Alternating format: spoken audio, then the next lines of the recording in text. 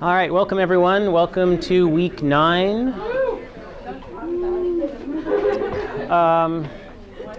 So let me start by going over this week and next week, some sort of roadmap for the rest of the course. Today we'll do 4.5, which is all about modeling and optimization. We'll do work through a couple of examples together. Casey is available for homework help 6:30 to 8. Wednesday, I'll be available 5 to 6.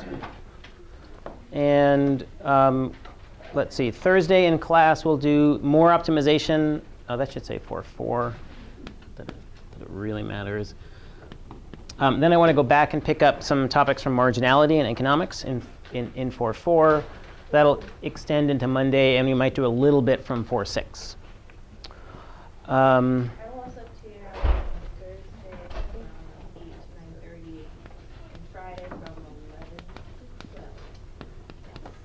Yeah.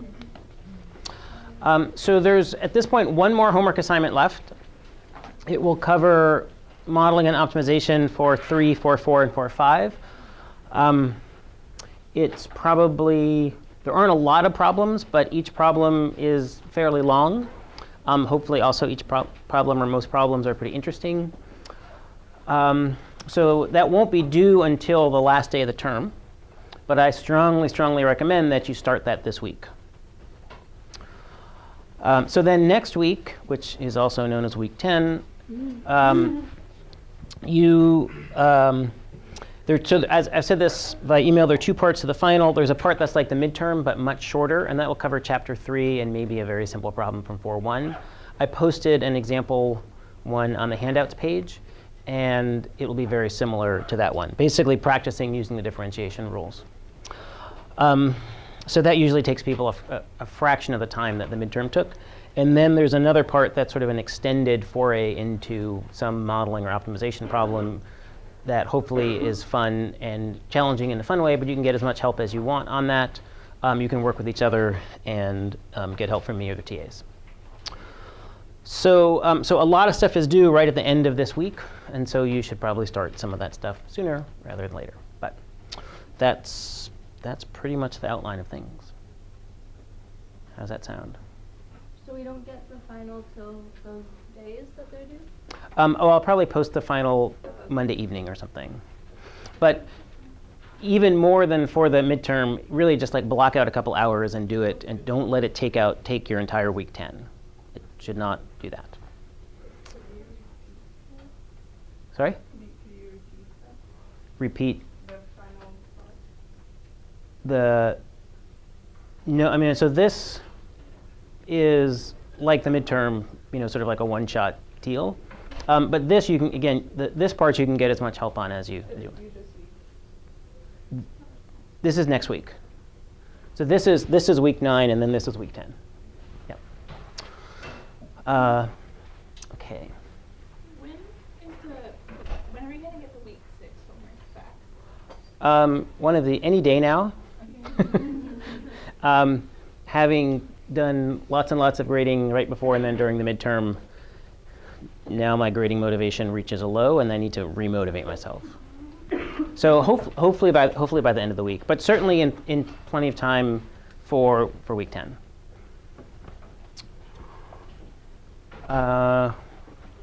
Any other questions? All right. So what I want to do now is go over again just the setup for the problem that we started last Thursday, and then talk a little bit about how to actually solve it, and then in so doing make some general remarks about these types of optimization problems, and then have you start doing some optimization problems. So here is the scenario. So you're here, and there's a sidewalk along here that I didn't redraw. And you can walk, and you want to get over here because this is something you like or something that likes you, or hopefully both. And you can walk along the sidewalk pretty quickly. In fact, like at 4 feet of 4. This is a field covered with wet snow, and your walking speed is half of what it is on the sidewalk. So you'd want to know, OK, here I am. How do I get here as quickly as possible? Because you want to get here. So on the one hand, if you just went straight for it, you would minimize the distance. But on the other hand, if you spend more time walking on the sidewalk, you get to go faster. So most of these problems, these optimization problems have a sort of, well, on the one hand, but then on the other hand, and then you have to go, what should I do? So that's sort of the structure, rhetorical structure of these. On the one hand, you should go straight and minimize distance. On the other hand, you should spend as much time on the sidewalk as possible. So then once you're done saying to yourself, you start making a picture and you write some things down. So when you have a word problem like this, you're not going to know how to solve it right away. That's why it's interesting. But you do know what to do, which is to make a picture, label things, and start writing down stuff that you know. And very often, the mere act of acting as if you know how to solve the problem will get you to a solution, really. So here, this was from last time, speed on the sidewalk, speed in snow. Distance equals rate times time, so time is distance over speed. So then the total time is the sum of the time you spend walking on the sidewalk plus the time you spend on the snow. This is given by the Pythagorean theorem.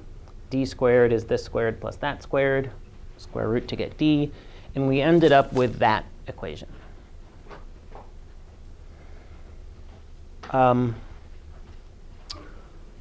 Are there questions on this?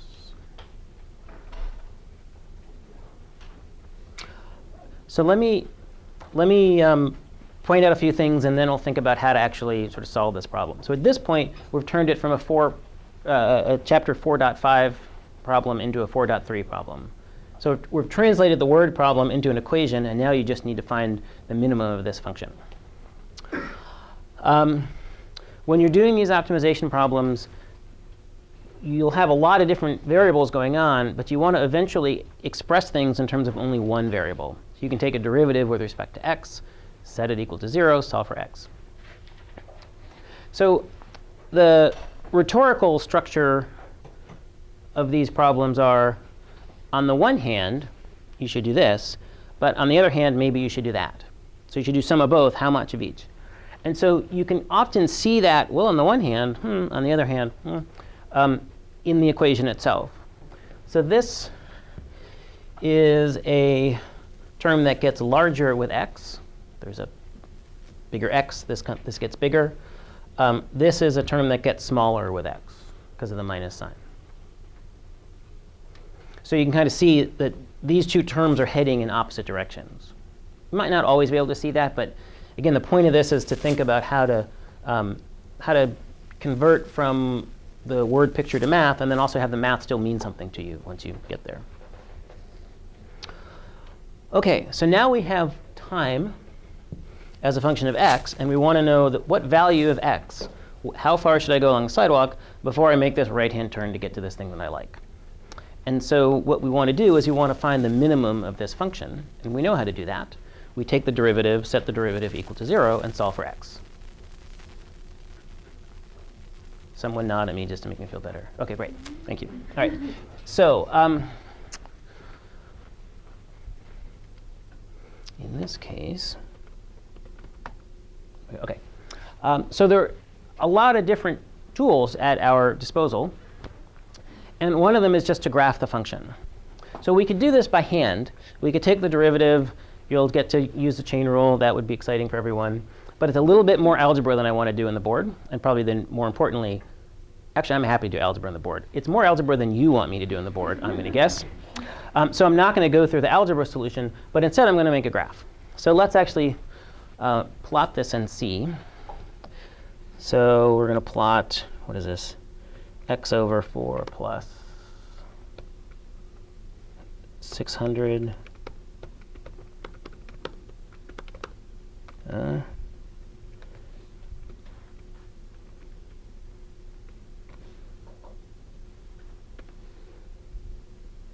OK.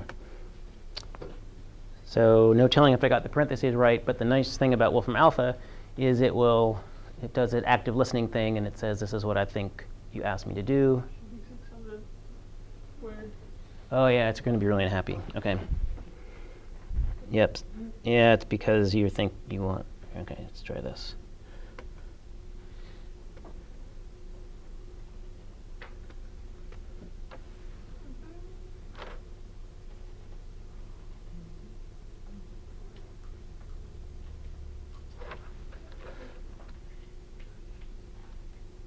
OK, so it helpfully, this is great, it made a plot from minus 75,000 to 75,000.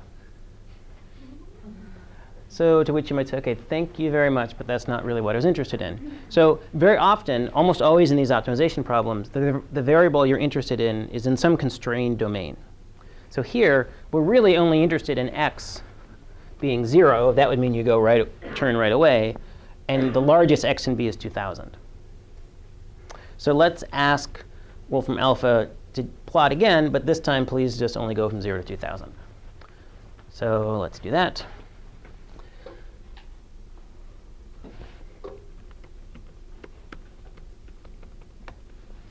And hope for better results. That looks much more reasonable. So this would say that we want the minimum value, that we're plotting time as a function of x, our turning point. So this says that we'll want to turn pretty soon, actually, right around 1600, 1650 or something. This would be if I waited all the way till the end and took a right angle turn to get there. That's clearly not a good idea. But it's also not a good idea to just go straight. You can get about 400 feet, or whatever these units are, on the sidewalk before you turn. So one could also do this by hand. I don't think it's worth going through it, because you end up with a quadratic equation. I did it this morning. I had Wolfram then solve the quadratic equation for me. But that's pretty good. So one of the things when you're doing optimization problems in this class, and in general when you're using math, is Wolfram is a tool, just like your calculators are a tool. And you want to be able to go back and forth. And like when you get that weird thing where it plotted to minus 75,000, 75,000, that tells you, uh-oh, something isn't right. So you kind of have to jump back and forth between thinking that way and thinking this way. And a benefit of Wolfram alpha as opposed to those calculators, well, one is that this is free, I guess free if you have a computer.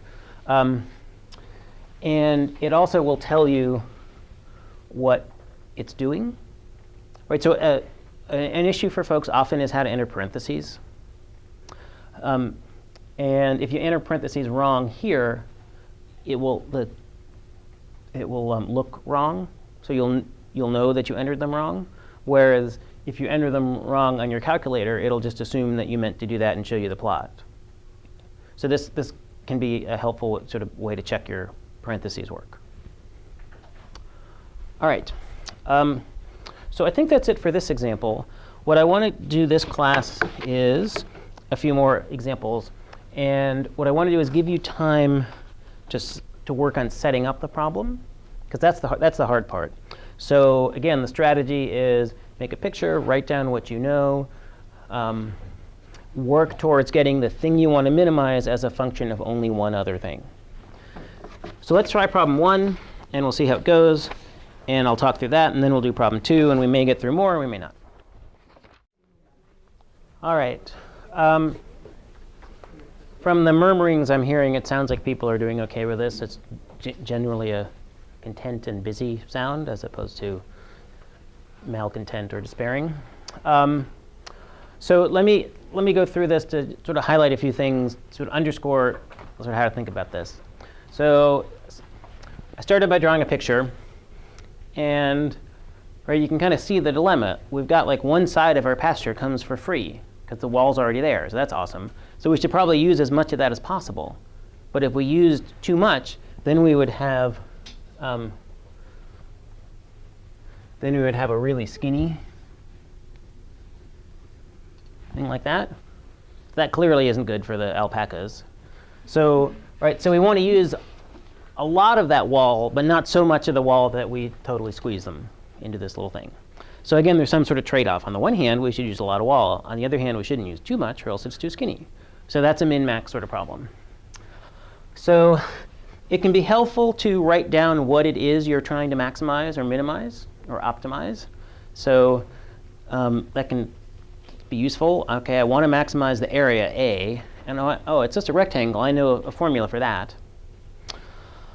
And then, well, what else do I know? I know that the total fence length that we have to build these 3 sides is 100.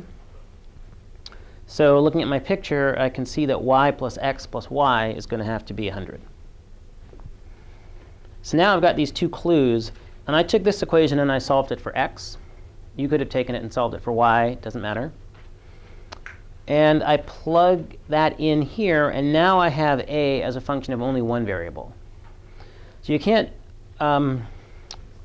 really do much with this yet because a depends on both x and y depends on x, and x depends on y. But now I've got a in terms of one variable only. So now we're good to go using the optimization techniques from chapter 4.3. So we want to find the maximum value of ay.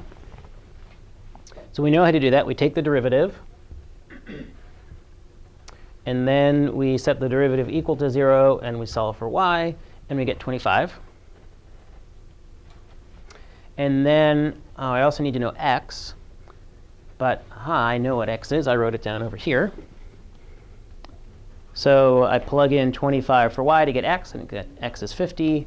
And here's my final picture. Seems about right.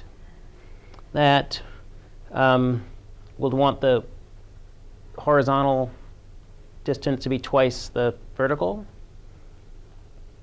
Because right, this is the side we get for free. So it seems plausible.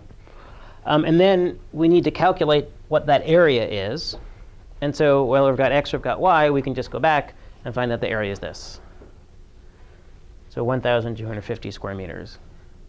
Whether or not that meets or exceeds the recommended space per alpaca is an exercise for another course. I don't know. How can we be sure that it's the maximum and not the minimum? So then you might say, gee, is this really the maximum? Well, I always find it comforting to plot things.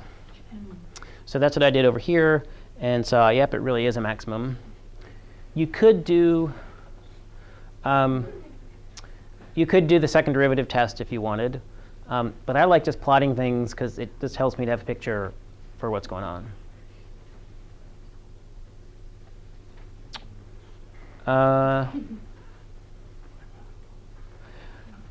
It might be worth thinking for a moment. All right, so I plotted this out to 100, but it started to go negative here, so something's breaking down. What happens in my model? I mean, this is of the system when y is 50.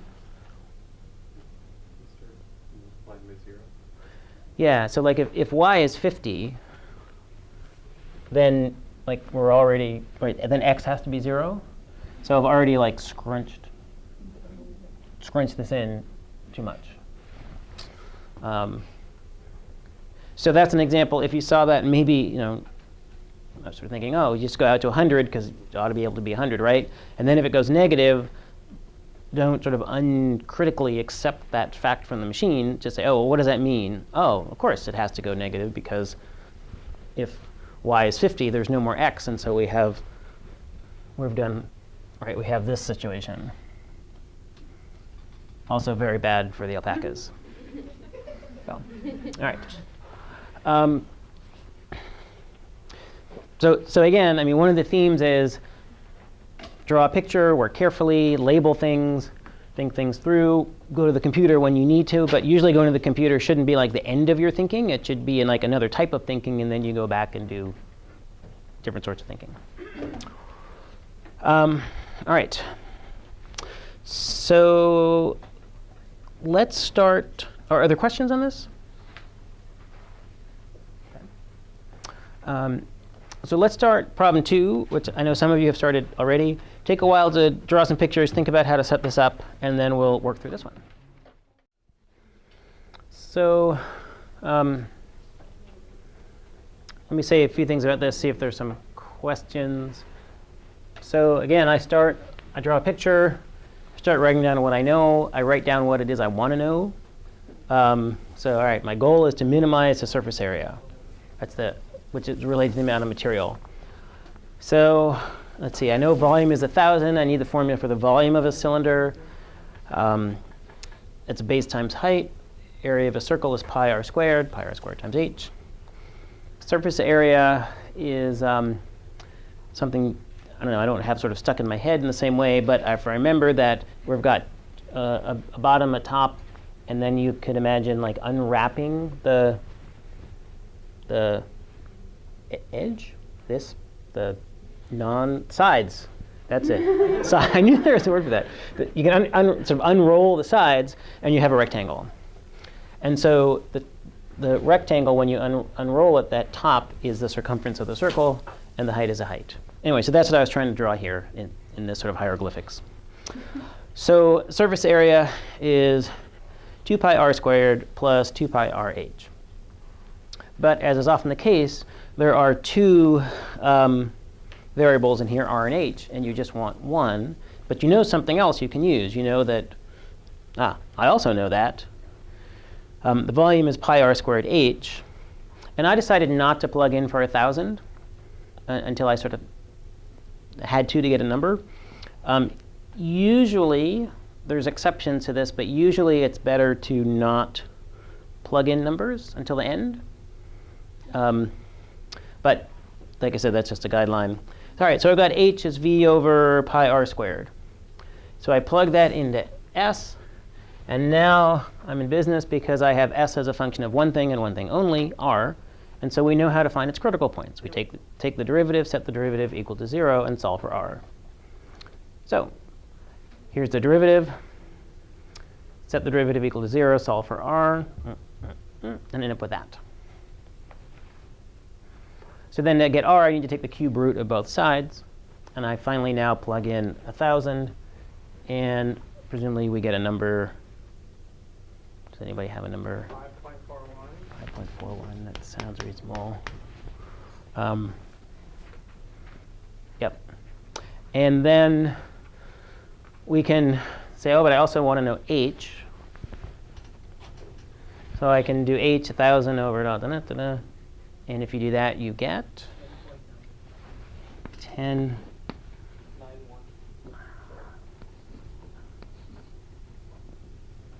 I think it's actually, people may have rounded differently or done different things for pi. These are the numbers that I got.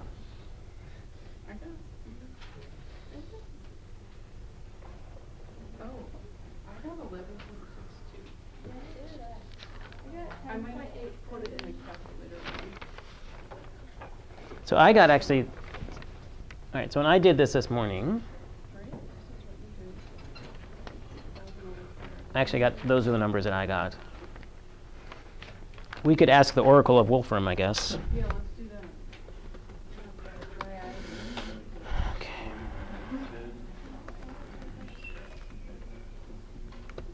So what is this? This is 1,000. Divided by the right. Oh, so let me make a mistake.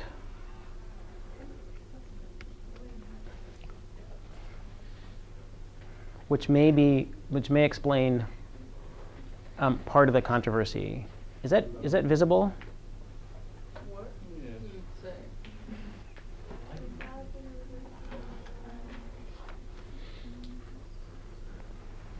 Okay, so I entered this as one would speak it, 1,000 over 2 pi to the third power. But notice what Wolfram alpha is doing. It doesn't think the pi should be downstairs. Right, so it's putting the pi upstairs. So it's interpreting that as 1,000 over 2 times pi. Yep. So that may very well be the source of some of the controversy here, parentheses issues. So this is a good thing. Again, on Wolfram alpha, it'll tell you how it's interpreting your parentheses. And if you get in the habit of looking, and you can say, oh, that's not what I wanted at all. And let's see what number that gave. That gave 11.62. So if we correct parentheses, say, oops, I forgot about those little parentheses. Now it will do what we want. Whoops. And that gives me my 5.42. And it gives you a lot of decimal places, just like in case you were curious. Seems like overkill to me, but So yeah, so it should be 5.42, and then I got about 10.83 when I did the same thing with Wolfram this morning. So, all right. So the last step in doing these sorts of word problems, it's true in physics too, is to stop and think, all right, what does this mean? Is this reasonable? So let's think about this. Radius, OK, so note that the height is twice the radius. Ah, yes, OK, so that would mean, oh boy, well, let's see.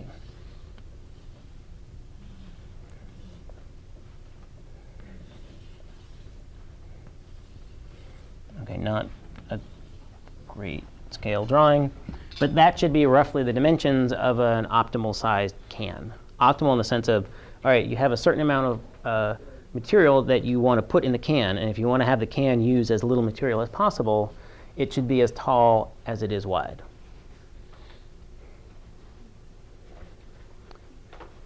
So at this point, a great sense of moral outrage should wash over all of you, because there are very few cans that are actually like that.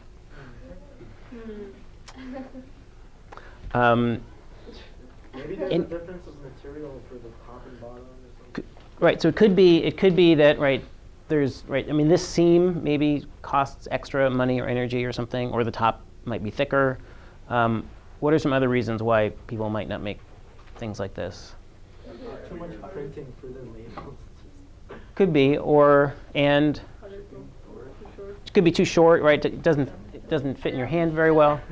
Do you need to hold the can? Or it could, yeah, it depends. It depends. Yeah, I don't know, right? It could be ergonomics. It would take up room on the shelf. It also just doesn't look as, I mean. I think it's cute. Yeah, I think it's cute. Yeah. So, yeah. So this, I mean, maybe psychologically this looks like it has more. Yeah, it's I psychological. don't know.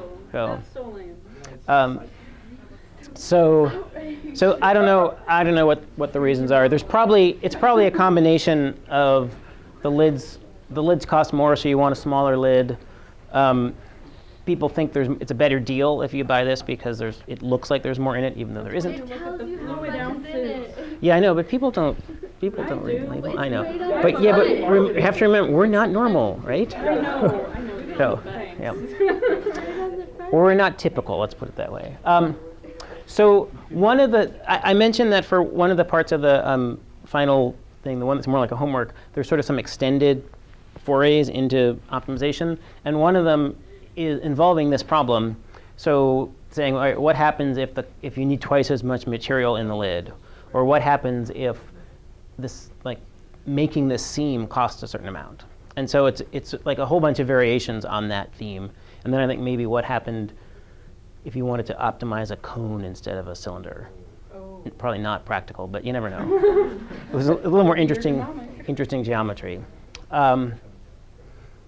So are there questions on this one?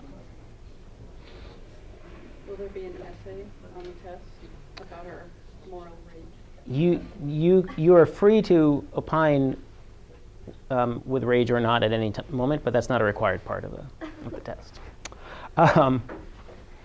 All right, let's see. So we've got time probably to get through these next two. So let's give problems 3 and 4 a try. Starting with problem 3, and again we'll see how this goes.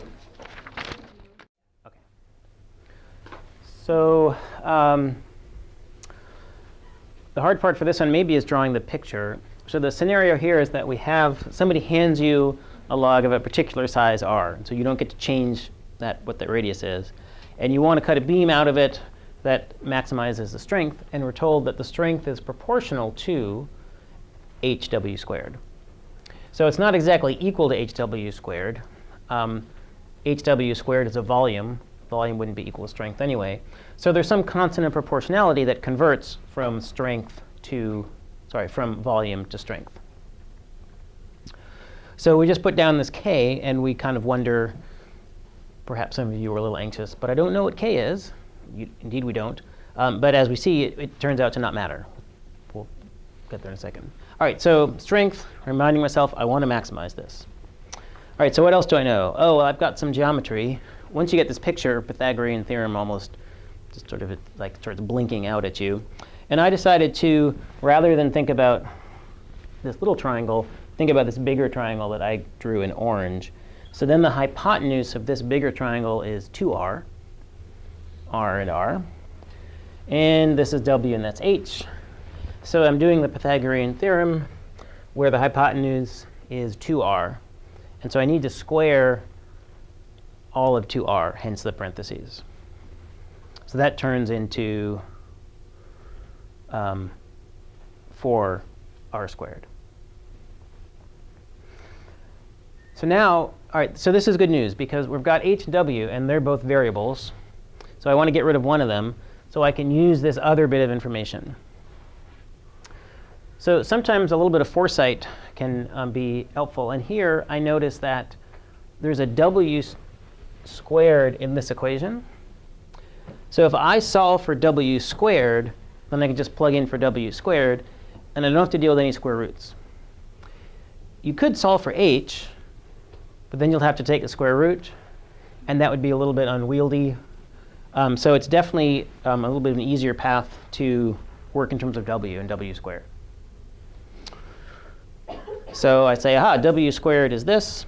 So let's plug into this strength formula, kh for w squared. I've got that. And then I decided, so I didn't want to have to do the product rule, that I would multiply this out. And somehow I managed to do that wrong 3 times, and it made a mess of the board, but hopefully it's still readable. So all right, so now we know what we need to do. We need to find the minimum, or actually the maximum, sorry. So let's take the derivative, set it equal to 0, and solve for h. So here I am doing that. Set it equal to 0, and here I am solving for h. And at this point, I note with some happiness that the constant of proportionality canceled. So it turned out we didn't need to know that. But it does turn out that we need to know the radius to get a number. And so let's see. Before we talk about what this means, are there questions on any of the mechanics? Those of you that solve for h can confirm that it was more difficult? OK, yep. All right. So what does this mean? Some ways to think about this. So first, let's think about k canceling out. That's often the case that constants of proportionality and these sorts of things cancel out. And one way that I think of this is so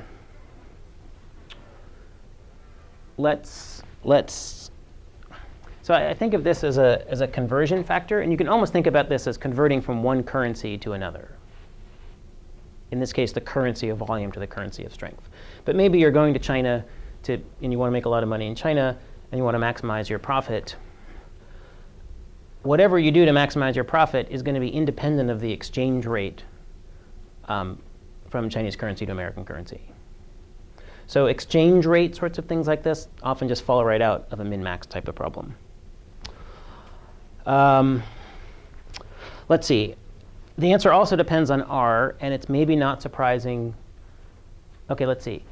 The larger r is, oh, should we calculate the strength? No, because the problem just asked to calculate h, right? So it sort of makes sense that if r gets larger, h would get larger. Right? You have a bigger log, you're going to get a bigger beam out of it. So that's not shocking that I mean, you probably didn't need calculus to figure that out. Right? Bigger tree, bigger beam from the tree. This is good. We're connected to the lumberjack portion of COA's curriculum. So often, OK, so one thing that's a little tricky about this is we've got this r that you need to remember to think of as a constant. If r wasn't a constant, the problem would be easy. Just make r as big as possible. Bigger tree, bigger beam, stronger beam. So often, there's some sort of constraint to these. Like if you wanted to minimize the size of a can, well, that's easy. Make it a tiny, tiny little can. In fact, make no can at all. But there's a constraint. Oh, yeah, we need to keep the volume at 1,000. Here, if you want to maximize the strength of the beam, make the beam as big as possible. Oh, but there's a constraint. The radius is what it is. All right. Cool. Any questions on that? All right. So let's summon up some strength. Let's do one more of these. This is a much more geometric problem. So give this a try. It'll point out another trick, and then we'll be done. All right, so this is just doing the Pythagorean theorem for the distance, well, for this triangle. You might have learned this also as the distance formula between 2 points. X and y is the coordinates of this point here, somewhere along the line. So then I need to know what y is. Oh yeah, but y, I know the function for y. Y is square root x. And this appears as y squared. Right, so if y is square root x, y squared is x. That's awesome. Again, we're avoiding square roots. That's sort of the theme of the day. So then here's d squared is this. And then I take the derivative, and there's a minus that appears here. And that's because this is a chain rule situation. So derivative of blah to the 2 is 2 blah times the derivative of the inner function, which almost looks like it should be 1, but it's actually minus 1. The derivative of minus x is minus 1. So once that got straightened out, things behaved a little better. Set the derivative equal to 0. Solve for x. Here I am doing that. And I get 7/2. And let's see, that's 3.2. Let's see if that seems reasonable.